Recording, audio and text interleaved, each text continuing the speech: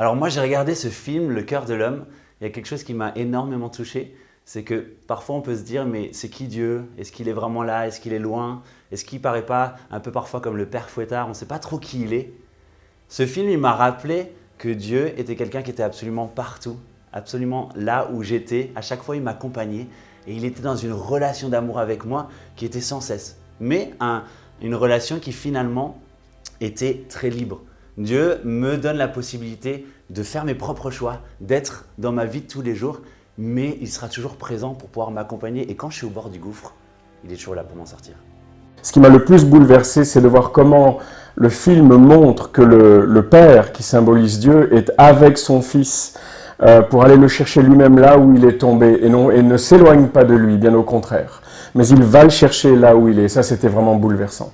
Et moi, ce qui m'a le plus touchée, c'est qu'en fait, on présente hommes et femmes comme témoignages. Oui, tout à fait. Ce qui est intéressant pour ce thème-là, qui est très souvent abordé seulement du côté masculin. Ouais. Donc, témoignage d'un homme et d'une femme.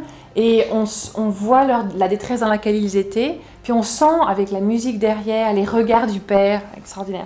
Les regards du père, on sent que même dans les moments difficiles, eh bien, leur père était là, Ouais. Dieu était là. Et puis l'espoir renaît, l'interaction entre le documentaire et le film derrière, vraiment, vraiment touchant. Et selon moi, ce film peut être le début d'une réconciliation entre l'homme et la femme.